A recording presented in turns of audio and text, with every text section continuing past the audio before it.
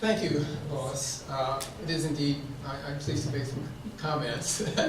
and I might mention before I forget it, Jerry, in the second role that I had for a period of time, you do talk to your staff about, is this going to pass the front page of the Des Moines Register test?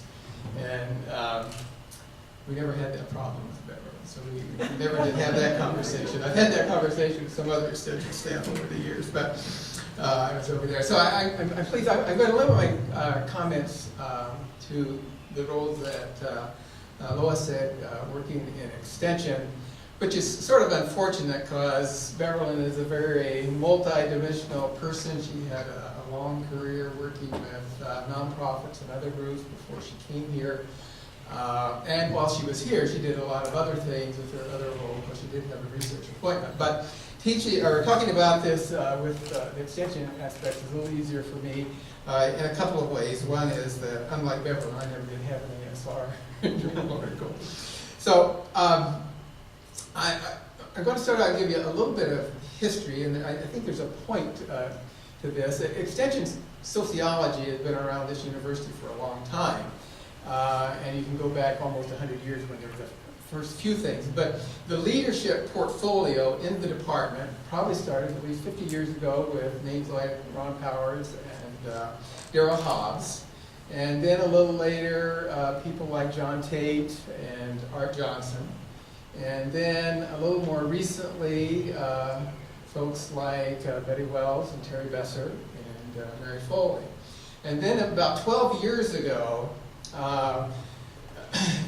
Terry and Mary and Betty started to make some transitions away from, in Terry's case, extension, in Betty's case, from the leadership portfolio, and in Mary's case, away from the university. And that gave us an opportunity to recruit and wrestle away Beverlyn from the University of Florida, where she was doing some great work down there. But what happens in this kind of transition,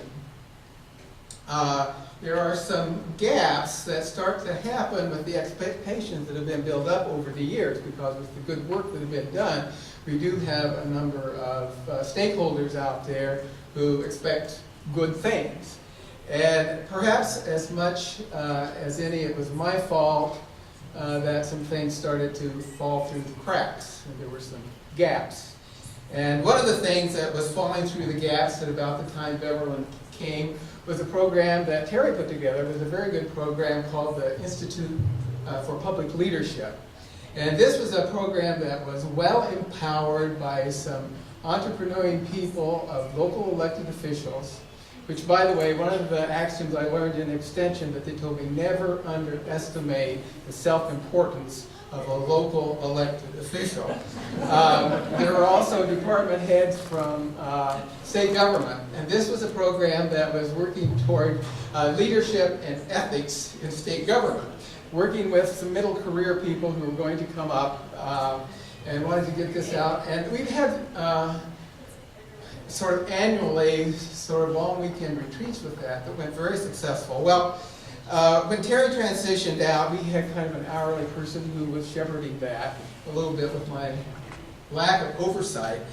And for some reason, this important institute one year did not go over as well as some of these local members of the General Assembly thought it should.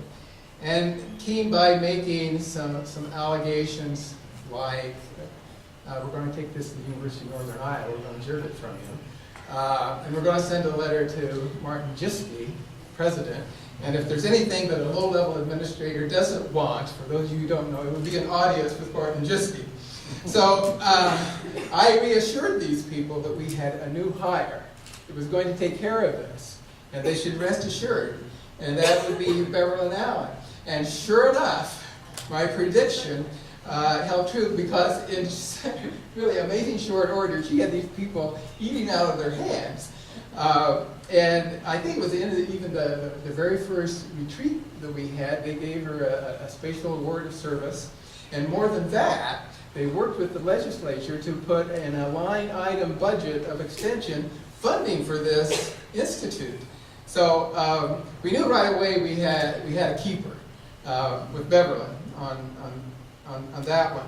So the Institute of Public Leadership went on. It also was a nice introduction for Beverlyn to get to know some leaders in the state, and out of that were the number of outgrowths of some other things, such as the statewide leadership summit, which she was able to partnership with Department of Economic Development, which had really been anonymous for the Extended Communities program over the year.